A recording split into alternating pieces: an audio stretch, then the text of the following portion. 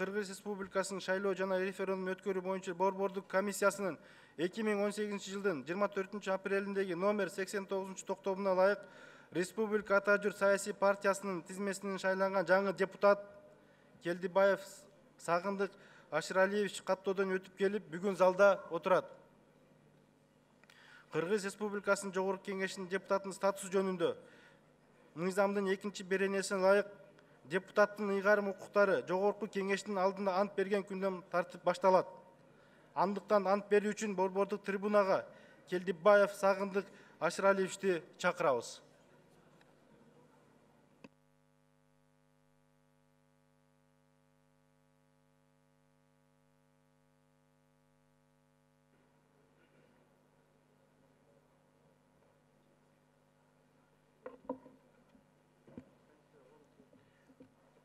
Саламатсыздарбы?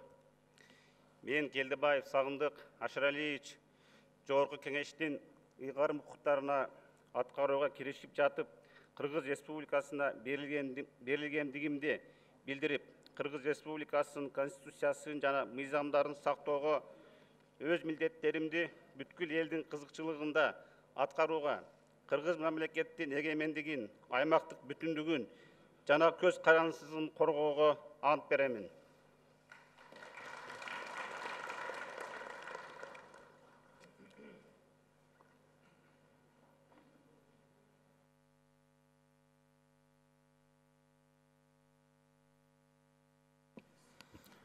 Урматтуу депутаттар, сиздердин жана өзүмдүн атымдан Сагындык Ашыралиевичке депутаттык ишмердүүлүгүндө ийгилик, өзүнө чын ден соолук, узун өмүр каалап кетүүгө уруксат этиңиздер.